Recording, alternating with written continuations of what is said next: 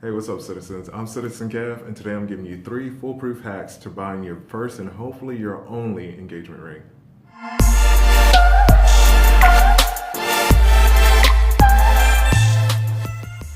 Okay, so first up, know your budget. If you don't know your budget, then how are you going to pick out the perfect ring? You're going to end up spending way too much money, and you might not still get the most important thing, which would be the last thing I talk about on this list. If you don't know your budget going into the shop, the salespeople are just going to sell you the most expensive thing because pretty much they get a commission off of everything. So what you need to do is have a hard number that you will not go above.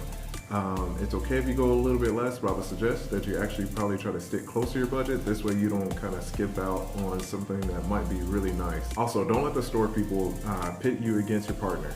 It's very easy for them to say, oh, if you spend a little bit more money, then maybe you'll get this nicer ring. But they're not the ones who are paying for it, and they're not going to be the ones left with the bill at the end that might end up causing conflict between you and your partner. Next up, guys, is the 4 C's. Now, there could be an entire video done over the 4 C's, but right now I'm just going to make a quick overview of what they are. Next up is cut. If the cut is bad, then pretty much no matter how good all of the other C's are, it won't really matter because your ring will still look dull and lifeless.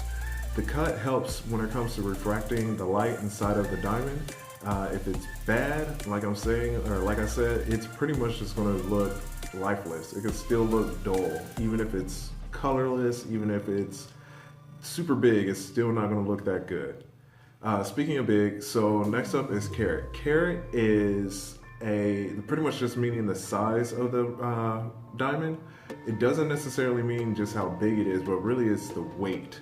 A lot of times when you hear something being over 1 carat, you think, oh, it must be this big gaudy ring, but really it can be cut terribly and it still looks small.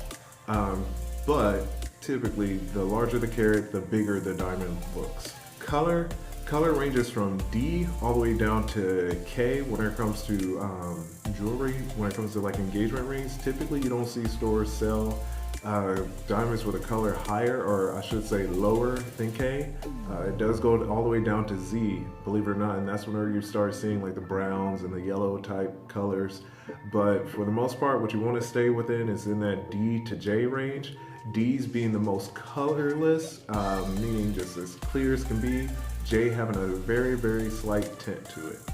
Clarity. So clarity is another one of those things that's pretty important because if you have too many flaws within the diamond, it can be kind of easy to spot. From when it comes to the clarity range, it starts all the way from FL, which is flawless, all the way down to S2 when it comes to slightly included.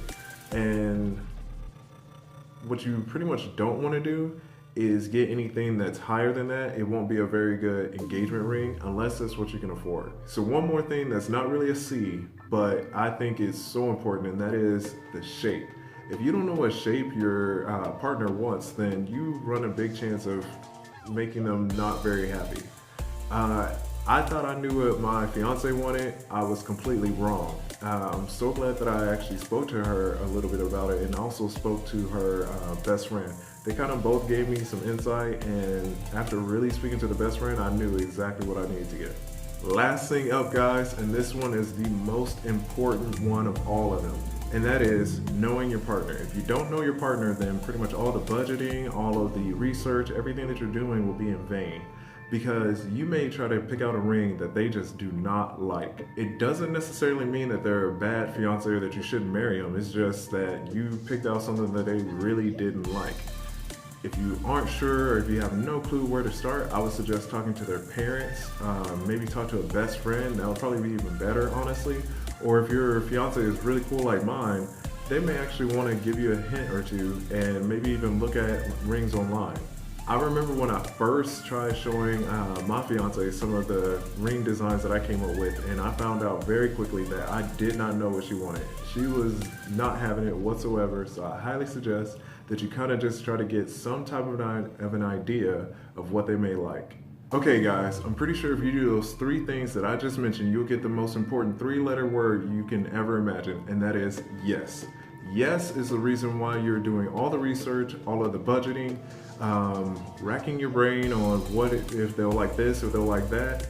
That's all you need to hear is yes. And then pretty much you're set. Let me know down in the comments if you got your yes recently, or if you said yes. Let me know if these tips kind of helped you out or put a little bit of ease in your mind.